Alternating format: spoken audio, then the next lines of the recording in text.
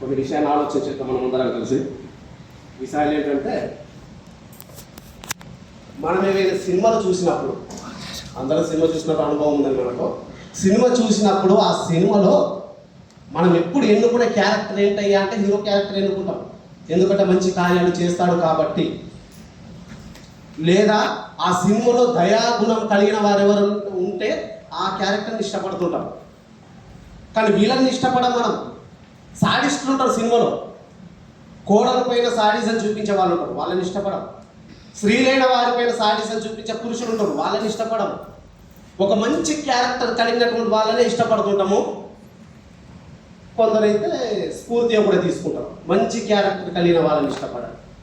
కానీ నిజానికి అందులో ఆ రీల్లో చూపిస్తున్నట్టు మంచి కార్యము, ఆ మంచి స్థితి మన జీవితంలో ఉన్నదంటే కరువైపోతుంటుంది. ఆ జీవితంలో, దైనందినమైన జీవితంలో అయినను మనం ఇష్టపడడానికి మంచి క్యారెక్టర్లు మాత్రమే చూస్ చేసుకుంటాము. కిరాతకుల్లాగా ఉండాలని ఆలోచన చేయము. కానీ దేవుని వాక్యం ఎలాంటిదంటే చాలా ఆపోజిట్ అండి. దేవుని వాక్యం ఏం చెప్తుంటుందంటే, కొరింథీయులకు రాసినటువంటి మొదటి పత్రికలో అపోస్తలుడైన పౌలు గారు 11వ అధ్యాయంలో 31వ వచనంలో ఆయన ఇలా మాట్లాడుతున్నాడు. ఏంటంటే, మనలను మనమే విమర్శించుకొనిన ఎడల తీర్పు పొందకపోదుము అని చెప్తున్నాడు. ఇదిగో, ఒకరికి అవకాశం ఇవ్వకండి మీరు. ఎందుకంటే మనిషిగా మీరు ఇష్టపడరు ఒకరి నోటి నుండి చెప్పించుకోవడానికి. కాబట్టి మిమ్మల్ని మీరే విమర్శించుకోండి మిమ్మల్ని మీరే. అప్పుడు తీర్పులోకి రాదంటే దేవుడు మిమ్మల్ని శిక్షించకుండా ఉండడానికి ఆస్కారం ఉంటుంది. అక్కడ మూలపదం ఏముంటుందంటే క్రీనో అనే పదం ఉంటుందండి. మూలపదం గ్రీకులో క్రీనో అనే పదం ఉంటుంది.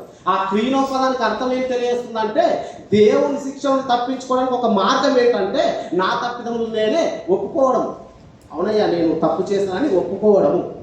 మళ్ళా సందర్భంలో తెలియజేస్తున్న సందర్భం అంటే, మనుష్యులుగా మనము ఒకరితో చెప్పించుకోవడానికి అయిష్టపరులము. కాబట్టి మన జీవితం మనకంటే ఎక్కువ ఎవరికి తెలియదు కదా.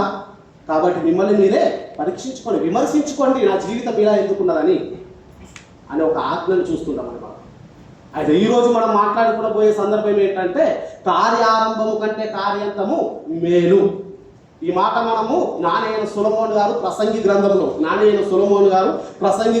7వ అధ్యాయము 8వ వచనంలో మొదటి సందర్భంలో ఉంటుంది ఈ పదం. ప్రసంగి గ్రంథం 7వ అధ్యాయము 8వ వచనం. కార్యారంభము కంటే కార్యాంతము మేలు. సరిపోతుంది. మొదటి సందర్భం కార్యారంభము కంటే కార్యాంతము మేలు. మనం ఆలోచన చేశామా? కార్యారంభం కంటే కార్యాంతం ఎందుకు మేలు? మనం చాలా చోట్ల పెళ్లికి వెళ్తుంటామండి. ఎవరైనా పెళ్లి కొరకు మనల్ని అడిగినాడలా ప్రారంభంలో కొంచెం ఒడిదొడుగులు ఉండేనండి, చిన్న చిన్నగా. కానీ ముగింపుకి వచ్చేసరికి చాలా చక్కని భోజనాలతో వచ్చిన అతిథుల్ని చక్కని పలకరింపులతో దగ్గరుని మరి వడ్డించి మంచి మర్యాద చేసి పంపించేశారండి. చాలా చక్కగా జరిగింది. మరి ఆరంభం అయితే కొద్దిగా ఒడితొడుగులు ఉండే. ఆరంభంలో ప్రారంభించే సమయానికి ఎవరి కొరకు వాళ్ళు ఎదురు చూపులు కావచ్చు, ఇంకా ఏవేవో చిన్న చిన్న సమస్యలు ఉంటే బాధ్యత కలిగిన వాళ్ళు వారి సమస్యల్లో కూడా మమ్మల్ని సరిగా పట్టించుకోలేరు. కానీ ముగింపుకి వచ్చేసరికి మాత్రము చాలా అద్భుతంగా వాళ్ళు మమ్మల్ని ఆదరించిన విధానం చూస్తే మరోసారి రావాలనిపించింది అని మాట్లాడుకునే విధానాన్ని మనము వింటుంటాం. మాట్లాడుకునే విధానం అంటే ఏం తెలియజేయబడుతుందంటే, కార్యారంభం కంటే కార్యాంతం కొరకు మాట్లాడుకునే వాళ్ళు ఎక్కువగా ఉంటారు. అదే విషయాన్ని జ్ఞానైన సొలొమోను గారి ద్వారా దేవుడు మనకు రచించిస్తున్నటువంటి విధానం ఏంటంటే, కార్యారంభం కంటే కార్యాంతం మేలని తెలియజేస్తున్నాడు. అని మనం ఆలోచన చేయాల్సిన విషయం ఏంటంటే, ఈ జ్ఞాని గారి కొరకు ఆలోచన చేద్దామండి. మనం ఈ సొలొమోను గారు గొప్ప జ్ఞాని అండి. అసలు ఈయన జీవితం ఎలా ఉన్నదో మనం ఆలోచన చేసినట్టయితే మనకు చాలా చాలా బాధాకరమైన విషయాలు కనిపిస్తుంటాయి, చాలా సంతోషించాల్సిన విషయాలు కూడా కనిపిస్తుంటాయి. కానీ సంతోషానికి బాధకు తేడా లేకుండా, సమయం లేకుండా చోటు చేసుకున్నటువంటి ఒక క్రమాన్ని కూడా మనము ఈయన జీవితంలో చూస్తుంటాం. ఈ సొలొమోను గారు దావీదు గారు కుమారుడు, మనందరికీ తెలుసు. దేవాది దేవుడు నీకేం కావాలి నాయన అని అడిగినప్పుడు ఈయన పలికిన మాట ఏంటంటే, అయ్యా నీ ప్రజల్ని పరిపాలించడానికి నాకు జ్ఞానం దయచేయండి అయ్యా. ఎంత ఉన్నతమైన మాట అండి. నీ ప్రజల్ని పరిపాలించే జ్ఞానం దయచేయండి అయ్యా. నువ్వు రాజకుమారుడే కదా, నీకు జ్ఞానం లేకుండానే నేను రాజుగా నియమించేశారా? జ్ఞానం ఉంటేనే కదా రాజు అవ్వాల్సింది. చిన్న మన కంపెనీలో చిన్న టీం లీడర్ అవ్వాలంటేనే దానికి సరిపడేటటువంటి జ్ఞానం ఉండాలి. అటువంటి గొప్ప ప్రజానికాన్ని పరిపాలించేటటువంటి రాజుగా నియమింపబడ్డాడు. ఈయన దేవుణ్ణి ఏం కోరుకుంటున్నాడంటే జ్ఞానం దయచేయడయ్యా నాకు. ఎందుకంటే ఆయనకు తెలుసని, ఆయనకి ఏమి తెలుసు అంటే దేవుని జనాంగాన్ని పరిపాలించాలంటే జ్ఞానమే ముఖ్యమైనది. నా ధైర్యం కాదు, నాకున్న బలము కాదు. నా తండ్రి చాలా ఆస్తి కూడా పెట్టించాడు, బంగారము వేవేల కొలదిగా కూడా పెట్టించాడు. అవేవి కూడా సరిపడవు, కేవలం జ్ఞానం మాత్రం ముఖ్యమని సొలొమోను గారు తెలుసుకున్నారు. అందుకే ఆయన జ్ఞానం దయచేయండి అయ్యా అని అడిగారు. దేవుడు ఆయన జ్ఞానాన్ని సమృద్ధిగా దయచేశాడు. ఎంత సమృద్ధిగా దయచేశాడంటే బైబిల్ గ్రంథంలో ఈ భూమి మీద బ్రతికినటువంటి మనుషులలో యేసు ప్రభుల వారి తరువాత జ్ఞాని ఎవరైనా ఉన్నారంటే సొలొమోను గారు మాత్రమే అనేటటువంటి కితాబు పొందినటువంటి భక్తుడు ఆయన. ఆయన దేవుడి మందిరాన్ని కడతాడు, బంగారుతో పూత పోస్తాడు. ప్రతి కార్యక్రమాన్ని కూడా బంగారము వెండి. వాళ్ళ దగ్గర ఆయుధాలు కూడా బంగారంతో తయారు చేయించుకుంటాడు. ఆయన కూర్చున్న కుర్చీ బంగారంతో తయారు చేయించుకుంటాడు. అంటే అంత సమృద్ధిగా ఆయన ఆశీర్వదింపబడ్డాడు. కానీ దేవుణ్ణి ఆయన ఆశీర్వదించాయని అడగలేడు. ఆయన ఏమడిగాడంటే విధేయతతో నీ ప్రజల్ని పరిపాలించడానికి జ్ఞానం దయచేయండి అయ్యా అని అడిగాడు. ఆయన సమస్తాన్ని పొందుకున్నాడు. ఆయన జ్ఞానం మనకు తెలుసు. ఒకనొక దినాన రాజులకు రాసినటువంటి మొదటి గ్రంథం 10వ అధ్యాయంలో చూసుకుంటాం ఏంటంటే షేబా దేశపు రాణి వచ్చి ఈయన జ్ఞానం వినడానికి వస్తుంది. షేబా దేశపు రాణి వస్తుంది. ఆ రాణి వచ్చి విని ఆమె వెళ్ళేటప్పుడు పలికే మాట ఎలా ఉంటాయంటే, అయ్యా నీ దగ్గర పని చేస్తున్న పరిహారం ఉన్నారు కదా, ఈ పరివారము ఎంతో ధన్యులయ్యా, ప్రతిరోజు నీ నోటి పలుకులు వింటుంటారు వాళ్ళు. అంటే ఆవిడ చెప్పకనే ఒక విషయం చెప్తుంటది ఏంటంటే, నీ పనివారి కంటే నేను అల్పరాలను అయిపోతున్నాను, రాణి నేను. కారణం ఏంటంటే ఇంత గొప్ప జ్ఞానము నా దేశంలో కరువైంది. నేను విన్నదానికంటే ఎక్కువగా మీరు అగుపరిచారయ్యా జ్ఞానాన్ని. ఇక్కడ నేను చాలా తక్కువ విన్నాను అనిపిస్తుంది మీ జ్ఞానం కొరకు విన్నప్పుడు అనేటటువంటి పలుకులు పలికి వెళ్తుంటారు. అంతేకాకుండా ఒక మాట ఏమంటారంటే, ఈ జ్ఞానము నీకు దయచేసిన మీ దేవునికి మహిమ కలుగుగా అని దేవుణ్ణి ఆరాధించి వెళ్ళిపోతుంటారు. ఒక దేశపు రాణి వచ్చి వేరే దేశపు రాజుతో పలికినటువంటి మాట. కారణం ఏంటయ్యా అంటే దేవుడు ఆయనకి ఇచ్చినటువంటి ఘనత, దేవుని దగ్గర ఆయన ప్రవర్తించినటువంటి ఉన్నతమైన ప్రవర్తన తీరు. ఎవరు కట్టలేనటువంటి మందిరాన్ని కట్టేశాడు ఆయన. అప్పటికి ఇప్పటికి ఎవరు కట్టలేరు ఆ మందిరాన్ని. ప్రపంచ అద్భుతాల్లో ఒక అద్భుతంగా ఉండేటటువంటి మందిరం అది. అటువంటి మందిరాన్ని కట్టాడు దేవుణ్ణి మహిమపరచడానికి. అంత గొప్ప మందిరాన్ని కట్టి ఆయన ఏం కోరుకుంటాడంటే దేవుని దగ్గర, దేవా నీ మహిమ మాత్రం ఉంటే సరిపోతుందయ్యా. తండ్రి నాకు తెలుసు నీవు హస్తకృత ఆలయంలో నివసింపవు, కానీ ఇక్కడ విత్తబడుతున్న ప్రార్థనల వైపు నీ చెవిని కొంచెం అంటే బంగారు పూత పోసి బంగారంతో దేవాలయం కట్టి ఆయన ఏమంటున్నాడంటే, నాకు తెలుసయ్యా హస్తకృత ఆలయంలో మీరు నివసించరు, కానీ ఇక్కడ చేయబడుతున్న ప్రార్థనల వైపు ఒక్కసారి మీ చెవి ఆలకించండి అని మనవుడు తెలియజేస్తుంటాడు. 8వ అధ్యాయం 9వ అధ్యాయం తెలియజేస్తున్నాను. సమయం లేదు, నేను వెళ్ళిపోతాను, క్షమించండి. అంటే నేను సమయం కొరకు ఎదురు చూస్తాను, సమయం చాలా తక్కువ ఉన్నది కాబట్టి అవన్నీ రాసుకున్నటువంటి వచనాలు కానీ నోటి మాటలు చెప్తూ వెళ్తున్నాను. అంటే ఆయన కోరిన విధానాన్ని తెలియజేస్తున్నాను నేను. 8వ అధ్యాయం 9వ అధ్యాయంలో ఆయన చేసిన ప్రార్థన చూస్తుంటాం, అద్భుతమైన ప్రార్థన చూస్తుంటాం మనం మొదటి రాజుల గ్రంథంలో. అంటే దేవుణ్ణి అడుగుతుంటాడు ఆయన, దేవా ఇదిగో అంటే ఆ వినయాన్ని చూస్తుంటాము. దేవుడు ఏది చెప్పినా వినేటటువంటి స్థితి చూస్తుంటామని. కానీ అటువంటి సొలొమోను, జ్ఞానైన సొలొమోను జీవితంలో ఒక అధ్యాయం ఉంటుందండి. మనం మనసు పెట్టి ఆలోచించి చదివితే, దేవా ఈ అధ్యాయం ఒకటి రాయించకపోతే చాలా బాగుంటుండే కదా అనేటటువంటి మనోవేదన కలుగుతుంది. అయ్యా ఈ అధ్యాయము, ఈ చిట్టా సొలొమోను జీవితంలో లేకపోతుంటే బాగుంటుండేయ్యా. ఆ ఒక్క అధ్యాయం 11వ అధ్యాయం అండి. ఆ ఒక్క అధ్యాయము ఆయన జీవితాన్ని మొత్తం చూపిస్తుంటారు.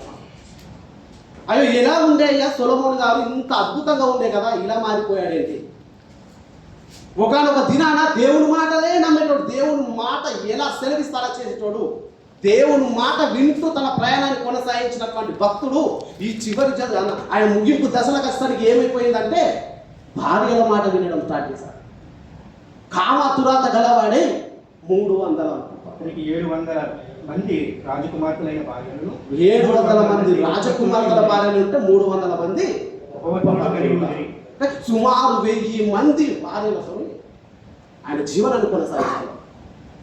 ముగింపు దశలో ఎందుకు వెళ్ళిపోయిందయ్యా, నువ్వు జ్ఞానవంతునివి కదా, కారణం ఏంటయ్యా అంటే ఆయన మనకు తెలియజేసే విషయం ఏంటంటే నా జ్ఞానము సామెతలు 3వ అధ్యాయం 5వ వచనం. సామెతలు 3వ అధ్యాయము 5వ వచనం.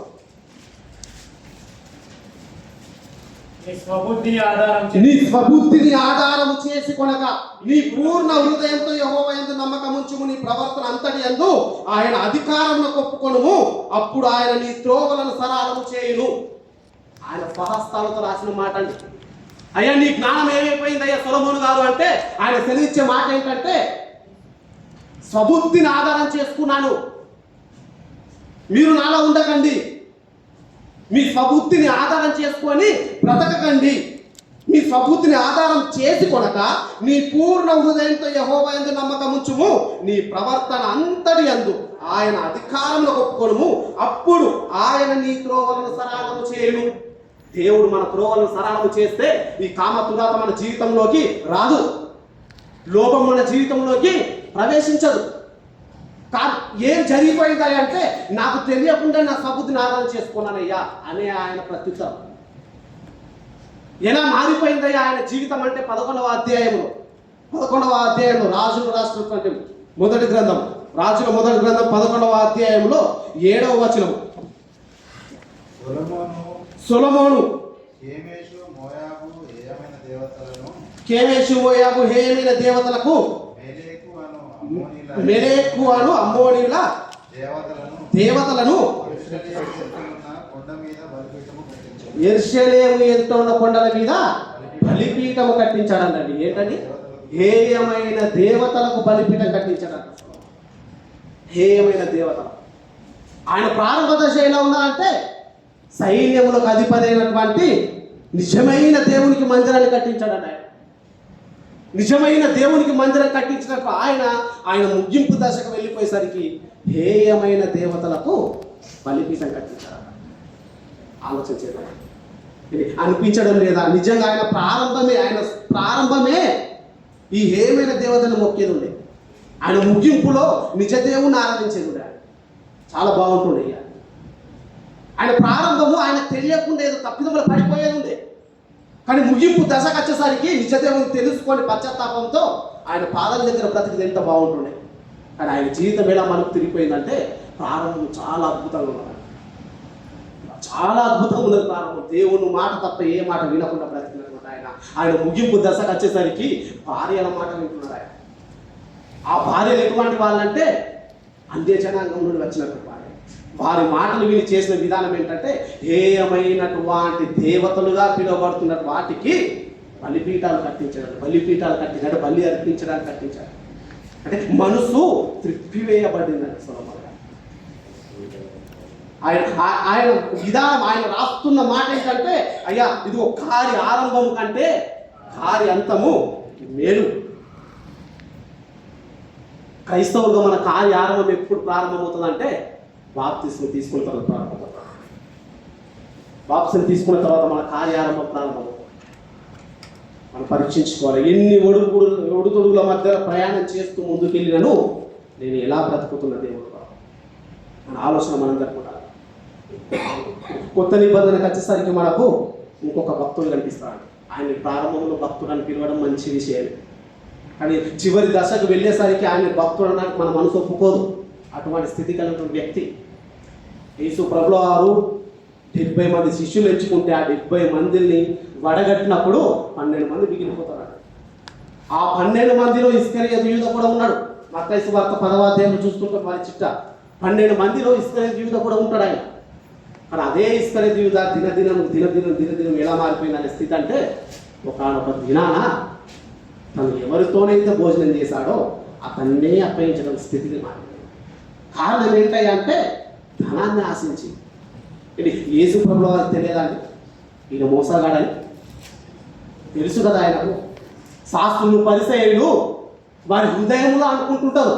9వ అధ్యాయంలో మత్తయి సువార్తలో శాస్త్రుల పరిసరాలు వారి హృదయంలో ఏమనుకుంటారంటే, ఈయన దేవదూషణ చేయించున్నాడే, ఈయన ఎలా పాపాలు క్షమిస్తాడు అని వారి హృదయంలో అనుకున్నప్పుడు వారి హృదయంలో ఉన్న మాట విని ఆయన ప్రత్యుత్తరం ఇస్తుంటాడు.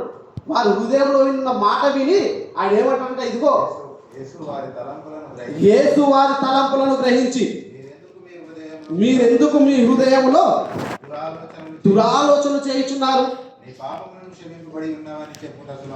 నీ పాపములు క్షమింపబడి ఉన్నాయని చెప్పుట సులభమా, లేచి నడుమని చెప్పుట సులభమా? చెప్తున్నాడు, మీరు ఎందుకు దురాలోచన చేయించున్నారు? మీ హృదయంలో దురాలోచన చేయించున్నారేంటి? పాపాలు క్షమించబడే అని చెప్పడంతో దురాలోచన చేయించున్నారు మీరు. దానికంటే సులభం ఏంటి? లేచి నడుమన సులభమా, పాపాలు సులభమా? పాపాలే. లేచి నడుమన దీనిపైన నాకు అధికారం ఉన్నది మీరు గ్రహించలేకపోతున్నారా అయ్యా అని చెప్పి వారి హృదయంలో ఉన్న మాట ప్రత్యుత్తరం ఇస్తున్నాడు.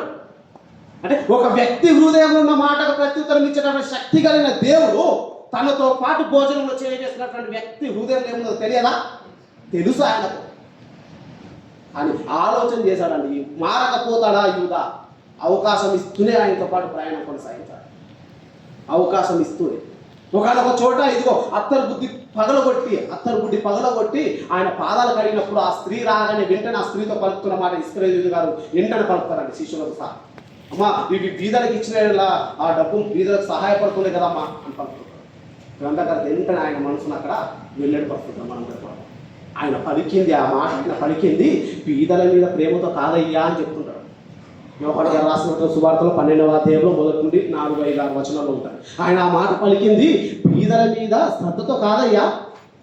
ఆయన దగ్గర ధనసంచి ఉండే, ఆ ధనసంచిలో సొమ్ము వచ్చిన ప్రతిసారి ఆయన దొంగిలిస్తూ ఉండేవాడు. కాబట్టి ఆ మాట పలికాడు ఆయన. బీదల శ్రద్ధతో కాదు. కారణం ఏంటంటే బీదలకు వేయాల్సిన డబ్బు అదే సంచిలోకి రావాలి. ఆ సంచిలోకి వచ్చినప్పుడు ఎంతో కొంత అందులో ఉండి తీసేసుకోవచ్చు. అంటే వాడు దొంగ ఉండి తన దగ్గరకు వచ్చే డబ్బు కొరకంటే వాడి ఆశ ఎప్పుడు ఎలా ఉన్నదంటే ఎంతో కొంత అందులో ఉండి తీసేయాలనే ఆలోచనలో బ్రతికినాడు. కానీ ఎప్పుడు కూడా ఆలోచన చేయలేడు. నేను ప్రయాణం చేస్తున్నప్పుడు ఈ గురువు గారు ఉన్నారు కదా, ఈయన మనుషుల హృదయాలలో ఉన్నటువంటి ఆలోచనకు జవాబు ఇచ్చేస్తున్నాడు. వారి హృదయ ఆలోచనలు బయటపరుస్తున్నాడు. నా కొరకు ఈయనకు తెలియదా అని ఆలోచన రాలేదండి. కారణం ఏంటంటే మనోనేత్రాలు మూయపడ్డాయి. ఈ యూదా గారు దెయ్యాలను వెళ్ళగొట్టినటువంటి ఆయన, ఈ యూదా గారు దేవుని పేరిట దెయ్యమును వెళ్ళగొట్టినటువంటి భక్తుడు.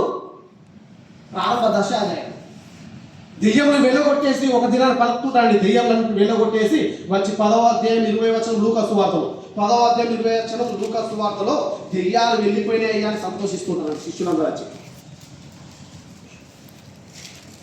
10వ అధ్యాయంలో లూకా సువార్తలో వాళ్ళు వచ్చి దెయ్యాలు వెళ్ళిపోయినప్పుడు 20 వచనంలో అయినను దెయ్యములు మీకు లోబడుచున్నామని సంతోషింపక మీ పేరులు పరలోకమందు వ్రాయబడి ఉన్నవని సంతోషించుడని వారితో చెప్పాను. ఏం చెప్తున్నాడండి దేవుడు?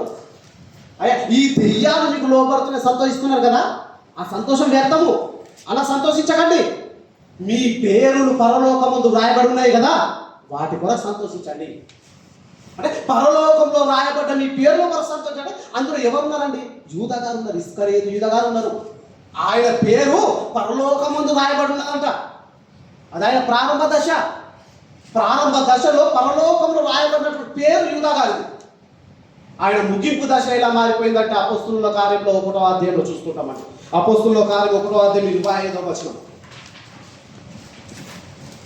అపోస్తుల కార్యం 1వ అధ్యాయం 25వ వచనంలో తన చోటికి పోవుటకు యూదా తప్పిపోయి పోగొట్టుకొనిన ఈ పరిచర్యలో సరిపోద్దన్న. ఎలా మారిపోయింది యూదా గారి పరిస్థితి? తన చోటికి పోవుటకు యూదా తప్పిపోయి పోగొట్టుకున్నాడు. ఏంటి ఆయన చోటు ఏంటండి? పరలోక రాజ్యంలో ఆయన పేరు రాయబడ్డదండి. ఆయన తనువు ముగించుకుంటే ఆయన పరలోకం వెళ్ళాల్సినటువంటి వ్యక్తి. ఆ చోటుని తప్పిపోయాడు ఆయన. తన చోటికి పోవుటకు యూదా తప్పిపోయి పోగొట్టుకున్నాడు. ఆలోచన చేద్దాం. ప్రారంభంలో మంచి భక్తునిగా కనపడుతున్నాడు. ప్రారంభంలో దెయ్యాలు వెళ్ళగొట్టిన భక్తునిగా కనపడుతున్నాడు.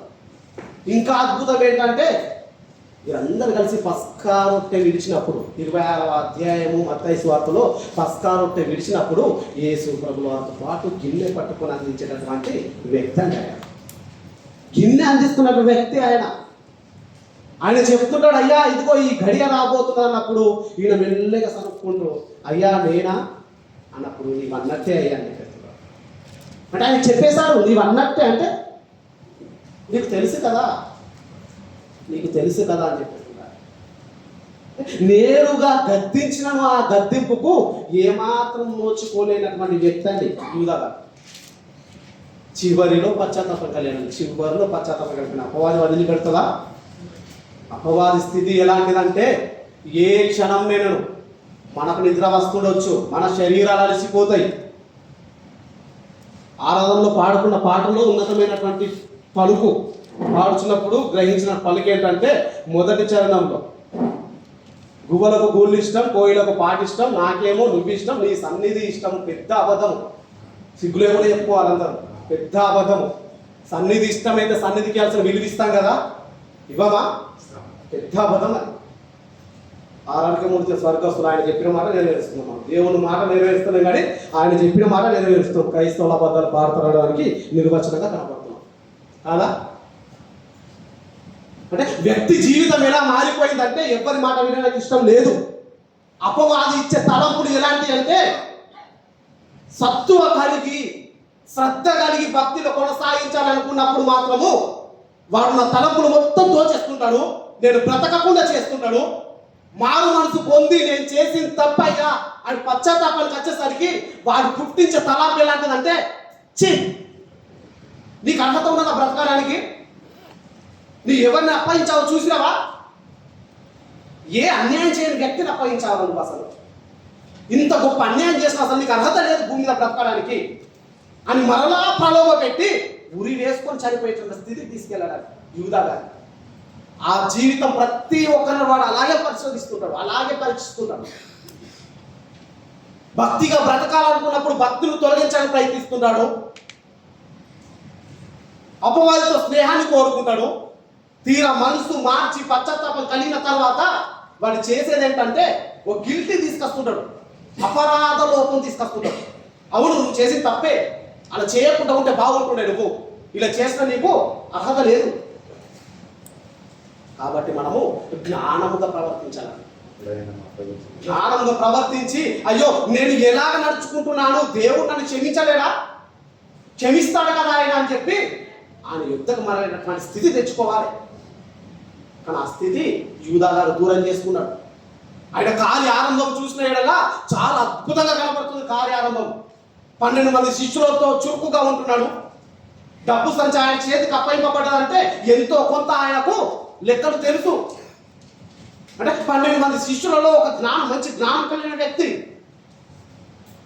రొట్టె విరిచే సమయంలో పాత్ర అందించే రీతిగా ఉన్నాడంటే ఆ 12 మంది శిష్యుల మధ్యలో ఆయన కనుపరుచుకున్న స్థితి ఎలాంటిది? ఒక ఉన్నతమైన స్థితి ఉన్నది కదా ఆయనకు. కానీ ఆయన వెతికినటువంటి స్థితి ఎలాంటిదంటే 26వ అధ్యాయంలో కనిపిస్తుంటే మత్తయి సువార్తలో ఆయన సమయాన్ని వెతుకుతున్నాడంటే అప్పగించడానికి 30 వెండి నాణములకు అప్పగించడానికి సమయాన్ని వెతుకుతూ ఉంటాడు ఆయన. ఆయన ప్రజెంటేషన్ రక్షకునితోనే ఉన్నది.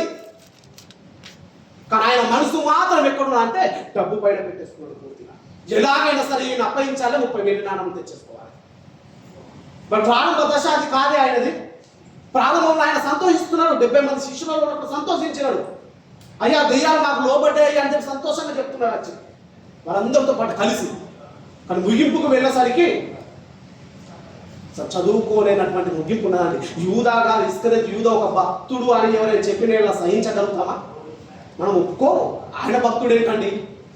ఇక్కడ ఆయన ప్రారంభ దశను కూడా ఒప్పుకునే స్థితి కరువైపోయింది ఆయనకు. ఏమండి ఎలా ఉండే ఆయన ప్రారంభ దశ లేదు అసలు. కానీ 26వ అధ్యాయం వచ్చిన తెలుసుకోవాలి మత్తయి సువార్తలో ఆయన స్థితి ఎలాంటిది, ఆ బ్రతుకు ఎలాంటిది. దేవుడు మనల్ని ప్రశ్నిస్తున్నాడు నా సహోదరుల, మనల్ని ప్రశ్నిస్తున్నాడు సంఘం. మన కార్యారంభం మనకంటే ఎక్కువ ఎవరికి తెలియదు. నేను ఒంటరిలో ఉన్నప్పుడు ఉన్నప్పుడు మోకరించిన ఏడుస్తూ ప్రార్థన చేశానా? సంఘం పట్ల నా బాధ్యత ఎలా ఉండే? సహోదరుల పట్ల నా బాధ్యత ఎలా ఉండే? నా కుటుంబం పట్ల నా బాధ్యత ఎలా ఉండే? నా జీవితం పట్ల నా బాధ్యత ఎలా ఉండే? కానీ కార్యంతం వస్తుంది కదా, కార్యంతం వచ్చేసరికి ఆ బాధ్యత కొనసాగింపు ఎలా ఉన్నది? ఇది భక్తుల జీవితాలు మనకు చిహ్నంగా కనపడుతున్నాయి. ఒక పౌలు గారిని చూస్తే ఆయన కార్య ఆరంభం బాగలేదు. ఒక పౌలు గారి జీవితం చూస్తే ఆయన కార్యారంభం ఎలా ఉన్నదంటే, ఇదిగో దేవుని సువార్త ప్రకటించడానికి ఎవరైనా వస్తే చంపి పాడేస్తాడు పౌలు గారు. దేవుడు మందిరానికి వెళ్ళేటటువంటి వాళ్ళని చంపడమే నా జీవితానికి పరమార్థం అన్నాడు 9వ అధ్యాయం మొదటి వచనాలలో. కానీ అదే పౌలు గారు చివరిలో పిలుపు రాష్ట్ర పత్రిక వచ్చేసరికి ఏమంటాడంటే, క్రీస్తు నిమిత్తము చచ్చిపోవడం సులభయ్య. చావుట నేను మేలే, బ్రతుకుతే క్రీస్తు కొరకు బ్రతుకుతా, చావైతే నాకు మేలు అని చెప్తున్నాడు. కార్యంతం ఏమాత్రం బాగలేదు, కిరాతకునిగా బ్రతికినాడు, అంతకునిగా బ్రతికినాడు. అంతం వచ్చేసరికి అద్భుతంగా బ్రతికినాడు. కార్య ఆరంభము బాగలేదు, కార్యాంతం వచ్చేసరికి అద్భుతంగా బ్రతికిన జీవితం చూస్తున్నాం పౌలు గారి జీవితం. అలాగే వేశ్య అయినటువంటి రాహబమ్మ గారి కొరకు మాట్లాడుకున్నాం మనం. ప్రారంభం ఆవిడ వేశ్య, కానీ ముగింపుకి వచ్చేసరికి రక్షకుని యొక్క జనన చిత్రం రాయబడింది ఆవిడ. ఒక్కసారి మారు మనసు పొందినటువంటి రాహాబు గారు మరలా ఎప్పుడు కూడా చెడిపోకుండా, ఎప్పుడు కూడా భ్రష్టత్వానికి అప్పయ్యపడకుండా ముగింపులో కూడా ఆవిడ రక్షణను, ఆవిడ విశ్వాసాన్ని కాపాడుకొని ముగింపులో ప్రవేశపెట్టమని. ఇటువంటి మాదిరి కలిగినటువంటి జీవితం మనకు కనబడడం లేదా? యోహాను సువార్తలో సమరయ స్త్రీని చూస్తుంటాం మనము. స్టార్టింగ్ ఆవిడ అబద్ధాలు ఆడింది, ప్రారంభంలో ఆవిడ అబద్ధాలతో బ్రతికింది. అద్భుతంగా ఆవిడ ఏమని చెప్తుందా అంటే, అయ్యా మేము కొండ మీద ఆరాధిస్తామయ్యా అంటే, ఆ స్త్రీ సంఘానికి వెళ్తున్న స్త్రీ, మేము కొండ మీద ఆరాధిస్తాం మా దేవుడిని అని చెప్తున్నది ఆవిడ. ఎప్పుడైతే ఆవిడ జీవితాన్ని వెలిపరిచాడో దేవుడు, ఆవిడ మారు మనసు పొంది పట్టణాన్ని ప్రచురం చేసింది. అయ్యా నేను చేసినవని నాతో చెప్పినటువంటి రక్షకుని నేను కనుగొన్నానయ్యా అని వాళ్ళందరి స్వార్థ ప్రకటించిన స్థితిని మనము ఒక సమరయ స్త్రీలో చూస్తున్నాం. కార్య ఆరంభమైతే చిరాకు పుట్టించేలా అని తిట్టించుకోవడం ఉన్నటువంటి ఆవిడ జీవితము కార్యంతం వచ్చేసరికి చక్కగా మలుచుకున్నటువంటి స్థితి మనం గమనిస్తున్నాం. పేతురు గారి స్థితి కూడా అలాంటిదే. పేతురు గారు ఏం చేశారండి? గెస్తమేను తోటలో ఒక ఆయన చెవి నరికేశాడు. ఆయనతో పాటు ఉన్న హంతకులు కాకూడదు కదా అంటే ఒక చంపడానికి కూడా వెనుక తీయలేడు పేతురు గారు. అబద్ధం ఆడినటువంటి వ్యక్తి. ఒకనొక దినాన దేవుని కార్యం జరగబోతుంది, పేతురు దేవుని కార్యం జరగబోతుందా అని రక్షకుడు, లోక రక్షకుడు పేతురు గారికి సెలవిస్తుంటాడు, చెప్తూ ఉంటాడు, పంచుకుంటూ ఉంటాడు పేతురు గారితో. ఇదిగో నేను అప్పగింపబడబోతున్నాను, మీరందరూ చెదిరిపోతారయ్యా అని చెప్పేసి రక్షకుడు పేతురు గారితో చెప్తే, పేతురు గారు ఏం చేస్తారంటే ఆ రక్షకుడిని గద్దిస్తుంటాడు. ఇది నీకు దూరమవునుగా అని గద్దిస్తుంటాడు. అంటే ప్రారంభ దశ ఆయన ఎలా ఉన్నదంటే మనుష్య రీతిగా ఆలోచన చేసి మనుషులు ఎలా ప్రవర్తిస్తుంటారో అలాగే ప్రవర్తిస్తూ ద్వంద్వ స్వభావము, ద్వంద్వ హృదయంతో బ్రతికిన వ్యక్తి. కానీ ముగింపు ఆయన దశ ఎలా ఉన్నదంటే, ముగింపులో దేవుని కొరకై తలక్రిందులుగా సిలువ వేయి చంపబడినటువంటి వ్యక్తులను చేరబడాలి.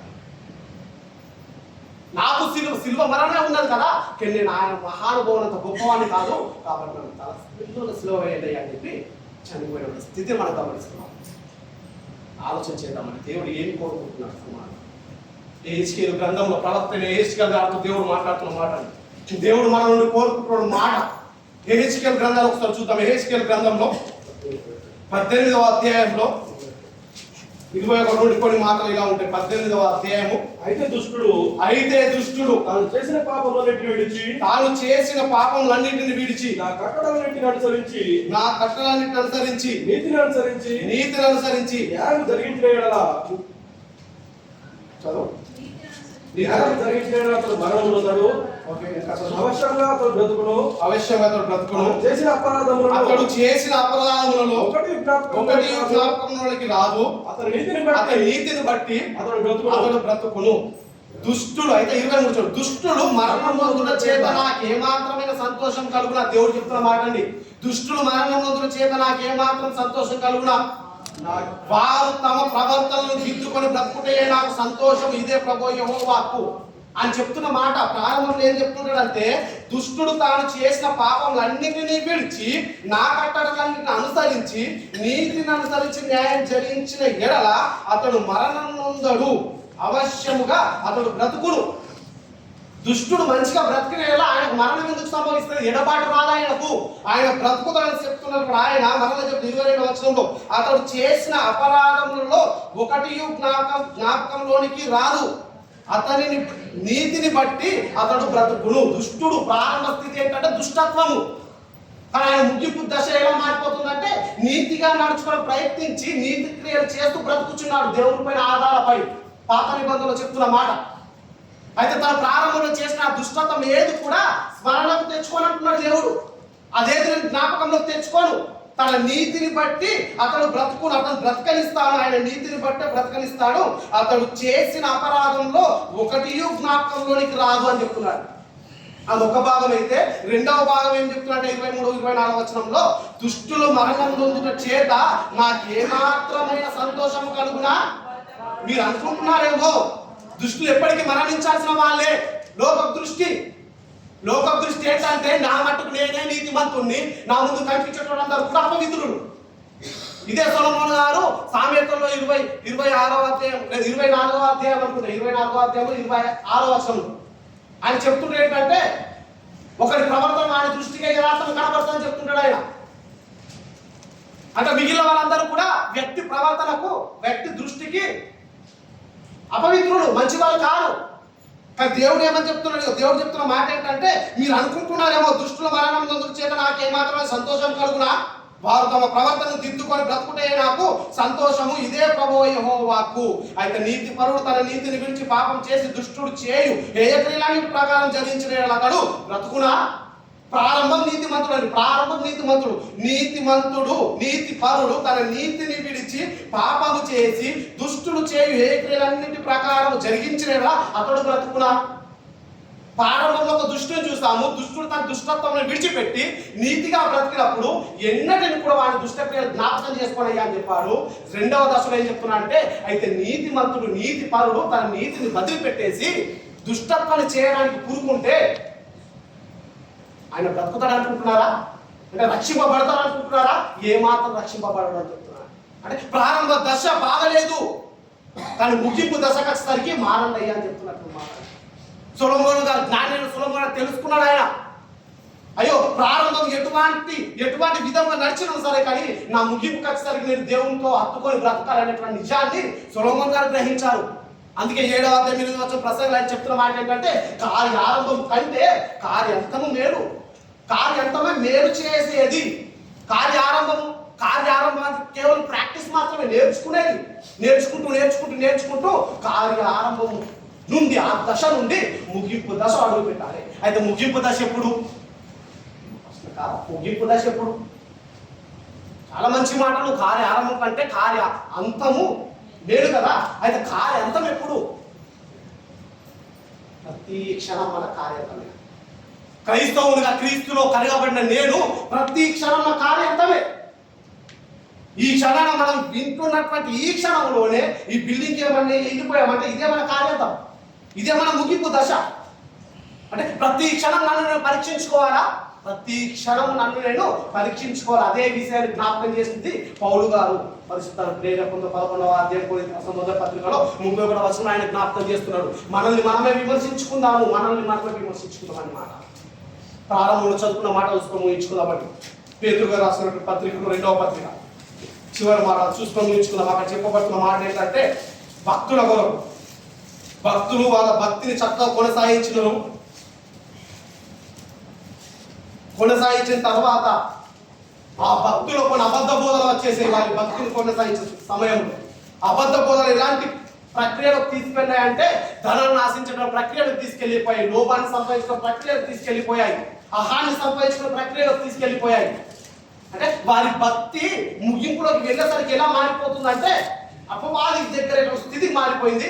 వారి కొరకు మాట్లాడుతూ ఆయన చెప్తున్న మాట అంటే 20వ వచనంలో పేతురు రాసినటువంటి 2వ పత్రికలో 2వ అధ్యాయం నేనే చదువుతాను. 2వ అధ్యాయము 20వ వచనంలో వారు ప్రభువును ప్రభువును రక్షకుడైన యేసుక్రీస్తు విషయమైన అనుభవ జ్ఞానము చేత ఈ లోక మాలిన్యములను తప్పించుకొనిన తరువాత ఏంటంటే వారికి ఒక అనుభవ జ్ఞానం ఉన్నది. ఏంటి అనుభవ జ్ఞానం అంటే ఈ లోకంలో ఉన్నటువంటి మాలిన్యములను తప్పించుకునే అనుభవ జ్ఞానం ఉన్నది. ఈ లోకంలో ఉన్న మాలిన్యము తప్పించుకున్న తరువాత మరలా వాటిలో చిక్కుబడి వాటి చేత జయింపబడిన ఎడల, తప్పింపబడినటువంటి వ్యక్తి, లోక మాలిన్యమును తప్పింపబడిన వ్యక్తి మరలా లోక మాలిన్యంలో చిక్కిపబడి ఆ లోక మాలిన్యముల చేత జయింపబడుతున్నాడు. అంటే ఆ లోక మాలిన్యములకే తన పైన జయాన్ని తీసుకునేటటువంటిగా లోబడిపోయాడు.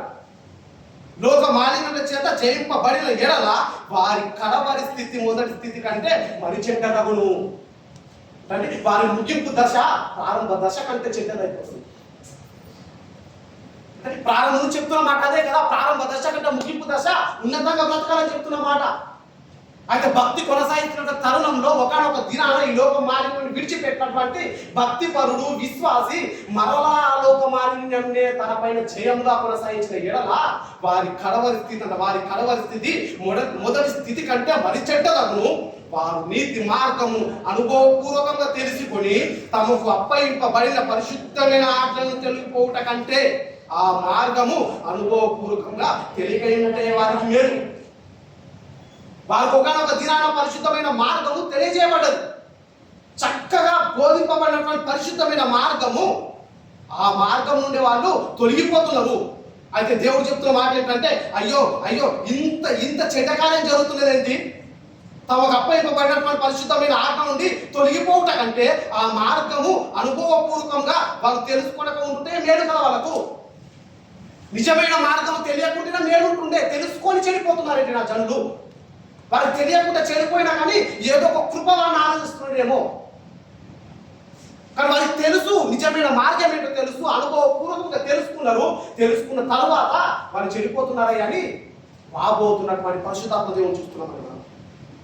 అయితే చెప్తున్నాడు, పోలుస్తున్నాడు, ఇదిగో మీరు జంతువులు చూశారు కదా ఈ భూమి మీద, జంతువుల స్థితి మీకు తెలుసు కదా, ఆ స్థితి జ్ఞాపకం చేస్తున్నాడని చెప్పి కుక్క తన వాంతికి తిరిగినట్టు కడగబడిన పంది బురదలో దొరుకుటకు మళ్ళినట్లు అను నిజమైన సామెత చొప్పున వీరికి సంభవించను. చూస్తున్నా కదండి, ఈ సామెత ఉన్నది కదండి జనాల్లో, ఈ సామెత చొప్పున వారికి సంభవించేసింది. అంటే కుక్కలాగా వారి వాంతికి వెళ్ళిపోయి, అంటే ఒకనొక దినాన్ని అసహించుకున్నటువంటి దానిని మరలా వారు కక్కివేసిన దాన్ని, వారి హృదయం నుండి బయటికి పాడేసిన దాన్ని మరలా దాన్ని తిరగని స్థితికి వెళ్ళిపోయారు. పందిలా పొరిగిన స్థితి నుండి చక్కగా కడిగి తీసుకొచ్చినప్పుడు మరలా వెళ్ళి ఆ భుజంలో పొరుగుతున్నారు. ఆ స్థితి వారికి సంభవించిందయ్యా. ఒకనొక దినాన్ని మంచిగా బ్రతుకుతున్నాం, మీరు ఉండకండి అయ్యా అని చెప్పి వాపోతున్నట్టు పరీక్షించుకున్నాం. మన స్థితి ఎలా ఉన్నది, మన స్థితి ఎలా ఉన్నది ఒకసారి ఆలోచన చేసుకున్నాం. మన స్థితికి మనం ఎలా కనబడుతున్నాము, కార్యారంభం ఎలా ఉన్నది. కార్యారంభంలో ఎన్నో శోధనలు వచ్చినప్పుడు జయిస్తున్నామని, ఎన్నో ఆటంకాలు వచ్చినప్పుడు ఎదుర్కొంటున్నాము, కానీ కార్యంతం మనకు తెలియదు. కార్యంతం మనకు తెలియదు, దేవుడికి మాత్రమే తెలుసు. కానీ అపవాది ఏం చేస్తాను, దినదినం అభివృద్ధి పొందుతున్న కొలది విశ్వాసంలో వాడు కృంగదీయడానికి పరీక్షిస్తున్నాడు. ఎప్పుడైతే అపవాది నన్ను కృంగదీయడానికి పరీక్షిస్తున్నాడో నేను గ్రహించాల్సిన విషయం ఏంటంటే నా కార్యంతము ఆరంభంలో ఉన్నది, నా కార్యంతము సమీపంలో ఉన్నది. కాబట్టే అపవాది నన్ను లొంగ తీసుకోవడానికి ప్రయత్నిస్తున్నాడు. ఎందుకంటే నేను దేవుడి బిడ్డగా బ్రతకడం వాడికి ఇష్టం లేదు. ప్రారంభ దశలో శోధించలేడే మరి నన్ను, ప్రారంభ దశలో పరిశుద్ధాత్మ గద్దింపుకు నేను లోబడ్డాను. ఇది చేయకూడదు, ఇది నాకు తగలని ఆ గద్దింపుకు లోబడుతూనే బ్రతికినాను. విశ్వాసంలో అభివృద్ధి పొందిన నేను కార్యంత దశకు పరిగెత్తున్న సమయంలో అపవాది మోసం చేస్తున్న క్రియలు ఎలా ఉంటున్నాయంటే నాకు ఎక్స్పీరియన్స్ ఉన్నది కదా, అబద్ధం అంటే తప్పేమున్నది. అదే ఈ అబద్ధం వల్ల ఒక్కళ్ళని న్యాయమే జరిగింది కదా. యాక్సిడెంట్ జరిగిందండి, ఎలా ఉన్న అంత బాగున్నాడే, ఏం చిన్న చిన్న దెబ్బలు తగిలి వాళ్ళందరూ ఐసీలో ఉన్నారు, చిన్న చిన్న దెబ్బలు తగిలి. ఇది ఒక అబద్ధం, సేవ కూడా అన్న అబద్ధం. అపవాది చెప్పే భ్రమ ఏముంటుందంటే ఈ అబద్ధం ద్వారా నువ్వు తప్పేం చేయలేవు, ఈ అబద్ధం ద్వారా తప్పు చేయలేవు, నువ్వు వాళ్ళని ధైర్యపరచావు కదా అనేటటువంటి భ్రమలోకి నెట్టివేస్తే ఇలాంటి అబద్ధాలు కోకొల్లలుగా ఉంటాయి. మనమే ఆలోచించాలి, ఎన్నైనా ఉండొచ్చు. కానీ అబద్ధం అనేది అబద్ధమే. చిన్న స్థితి అబద్ధం అనేది ప్రతిసారి మన నోట నుండి వెళ్ళేటటువంటి స్థితి. ఇంకా మిగిలిన స్థితిలో ఆలోచించుకుంటే ఆకాశం చూసుకుని వేసుకోవాలి. అటువంటి స్థితిలో నేను విశ్వాసం లేదా ఆలోచన చేసుకున్నాను. సామెతలు, అందుకే సామెతలు ఆయన పలుకుతున్న మాట ఏంటంటే, ఒకటి ప్రవర్తన వాని దృష్టికి యథార్థంగా కనబడతాను, ఒకటి ప్రవర్తన వాని దృష్టికి యథార్థంగా రిఫరెన్స్ 16వ అధ్యాయం, సామెతలు 16వ అధ్యాయంలో 25వ వచనం, ఒకటి మార్గం వాని దృష్టికి యథార్థంగా కనబడును, అయినను తుదొకది మరణమునకు చేరును. యథార్థంగా కనబడినటువంటి మార్గము తుదకు ముగింపుకు వచ్చేసరికి మరణానికి తీసుకెళ్తుందంటే, నాకు యథార్థంగా కనబడుతున్న మార్గము యథార్థమైనది కాదు. యథార్థంగా కనబడేలా భ్రమపరుస్తున్నాడు అపవాది. నిజంగా యథార్థమైన మార్గం అయితే ఆ యథార్థమైన మార్గంలో ఒడుతొడుగులు ఉంటాయి, ఏవి సాఫీగా కొనసాగవు భక్తి జీవితంలో. ఇది మనం వేసుకోవాల్సినటువంటి ముద్ర. దేవుడి పిల్లల్ని హతమార్చినప్పుడు పౌలు గారు ఇబ్బందులు ఎదుర్కొన్నాడా? అస్సలు ఎదుర్కోలేడు. ఉన్నతంగా తన గుర్రం మీద సవారీ చేస్తూ కావలసిన ధనాన్ని సంపాదించుకుంటూ హతమార్చాడు దేవుడి పిల్లల్ని. కానీ దేవుని కొరకే బ్రతకడానికి ఆయన సిద్ధపడ్డప్పుడు ఆయనే చనిపోయేటప్పుడు స్థితికి వచ్చింది. కుక్కలాగా ఆయన ఈడ్చుకొని వెళ్ళి పట్టణ అవతల పాడేశాడు. అది పౌలు గారి స్థితి. నా జీవితం సాఫీగా కొనసాగుతుందంటే నేను మనం పరీక్షించుకోవాల్సిన విషయం ఏంటంటే, అపవాది ఎక్కడో మూలన చొర చేసుకుంటున్నాడు నా జీవితంలో. నా జీవితం సోదరులకుండా ప్రయాణం చేస్తున్నానంటే ఆలోచన చేసుకోవాల్సిన విషయం ఏంటంటే, నేను అపవాదికి భిన్నంగా వెళ్తున్నాను, దేవుడికి దగ్గరగా వెళ్తున్నాను కాబట్టి వాడు నన్ను లాక్కోవడానికి ప్రయత్నిస్తున్నాడు. ఆలోచన చేసుకున్నాం, మన కార్యారంభం అంటే కార్యాంతము ఉన్నతంగా ఉంటున్నదా లేదా అని తీర్మానంతో ఊహించుకుందాం. చిన్న ప్రార్థన చేసుకున్నాం. మహోన్నతుడానికి స్తోత్రములైన సృష్టికరణానికి వందనాలు తెలియజేస్తున్నాం ప్రభా. ఈ మాటలు శ్రేష్టమైన తండ్రి ప్రభా, ఉన్నతమైన భక్తుల్ని మా ముందు పెట్టి మాట్లాడేదానికి స్తోత్రాలైనా. మీరు కోరుకుంటున్నారు ప్రభా, కార్యారంభం కంటే కార్యాంతము శ్రేష్టమైనదిగా ఉండాలని తండ్రి ప్రభా. కార్యారంభంలో మంచిగా బ్రతికిన వాళ్ళము దేవా, చక్కగా తండ్రి ప్రభా మీ పరిశుద్ధ ప్రేరణతో నడవాలనే ఆశలతో బ్రతికిన వాళ్ళం తండ్రి ప్రభా. లోకంలో ఉన్న ఆశ నుండి బయటికి వచ్చిన వాళ్ళము దేవా. సమస్త కార్యాలను మీకు మహిమకరంగా జరిగిస్తూ ముందుకు వెళ్ళిన వాళ్ళం దేవా. మరి మా కార్యాంతం ఎలా ఉన్నది దేవా? కార్యాంతంలోకి వచ్చేసరికి తండ్రి ప్రభా, మీరు ఇచ్చినటువంటి అనుభవం జ్ఞానమే తండ్రి ప్రభా, మీకు దూరమయ్యే స్థితికి తీసుకెళ్తున్నది తండ్రి. పరీక్షించుకునే జ్ఞానాన్ని తెచ్చి మనం వేడుకుంటాం తండ్రి ప్రభా. మరలా ఒప్పుకుంటున్నాం తండ్రి ప్రభా. మనుషుల మాట మాకు అసహ్యమేంటి తండ్రి ప్రభా. మనుషుల మాట మీరు చేపెట్టాం తండ్రి. ఒక మనిషి ఏది పెట్టి చూపిస్తే తనని సహించలేనటువంటి గుణాలు తండ్రి ప్రభా. మీరే మాతో మాట్లాడమని వేడుకుంటాం తండ్రి. మీ వాక్యం చేత మమ్మల్ని గద్దించమని వేడుకుంటాం ప్రభా. గీతపడుతున్న ప్రతి మాట అలా ఉన్నదో పరీక్షించుకునే జ్ఞానాన్ని తెచ్చేమని వేడుకుంటాం ప్రభా. ప్రతి దినము తండ్రి ప్రభా మీ వాక్యం అనే పాలతో తండ్రి ప్రభా ఉదక స్నానాన్ని తెచ్చేమని వేడుకుంటాం తండ్రి. వాక్యం అనే పాలతో అభివృద్ధిలో కనిపించమని వేడుకుంటున్నాం ప్రభా. మా ముందు ఎన్నో జీవితాలను మా ముందు పెట్టించారు తండ్రి జీవగ్రంథంలో. వారి జీవితాలను చూస్తూ తండ్రి ప్రభా మా జీవితాలు కొనసాగించడం చేయించమని అయినను తండ్రి ప్రభా, మనుషులుగా వారి జీవితాలు ఒడుతొడుగులు ఉన్నాయని ఆలోచన రాకుండా తండ్రి, విశ్వాసానికి కర్తయు దాన్ని కొనసాగిస్తున్నటువంటి మీ ప్రియకుమారుని వైపే చూస్తూ పరిగెత్తమని చెప్పిన దేవానికి స్తోత్రములు ఆయన. మీ ప్రియకుమారుని వైపే మా చూపు నుంచి తండ్రి ప్రభా, ఎన్ని నిందలు వచ్చిన తండ్రి ప్రభా, ఎన్ని అవమానాలు వచ్చిన తండ్రి ప్రభా, ప్రతి దాన్ని సహిస్తూ తండ్రి ప్రభా మా పరువు కడను తెచ్చినటువంటి జ్ఞానంలో మమ్మల్ని ప్రవేశపెట్టమని వేడుకుంటాం. మా ప్రియుడు రక్షకుడు అయినటువంటి యేసు ప్రభువు వారి పేరిట చిన్ని మాటలను వేడుకుంటున్నాం తండ్రి.